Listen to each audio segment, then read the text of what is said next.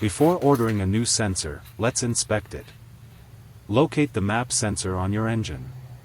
On many Volkswagen and Audi EA888 Gen 3 engines, it's mounted directly on the intake manifold. On other vehicles, it may be installed on the charge pipe or intercooler outlet. To remove it, first disconnect the electrical connector by pressing the locking tab and gently pulling the connector straight back. Then, use a T20 Torx screwdriver or Torx bit to remove the retaining screw. Keep the screw in a safe place so it doesn't get lost. Carefully pull the sensor straight out. If it feels stuck, gently twist it while pulling to avoid damaging the O-ring. Now inspect the sensor closely.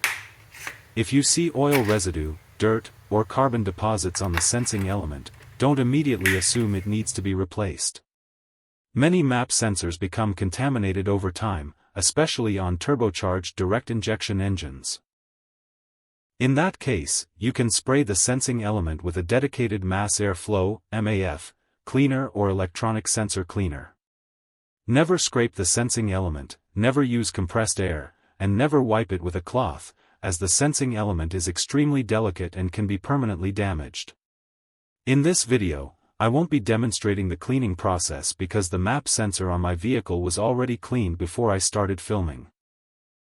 However, if your sensor is dirty, this is the stage where you would clean it and then allow the cleaner to evaporate completely before reinstalling it.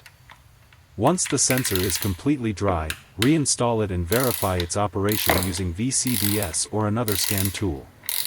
If contamination was causing inaccurate readings, this simple cleaning may restore normal operation and save you the cost of a new sensor.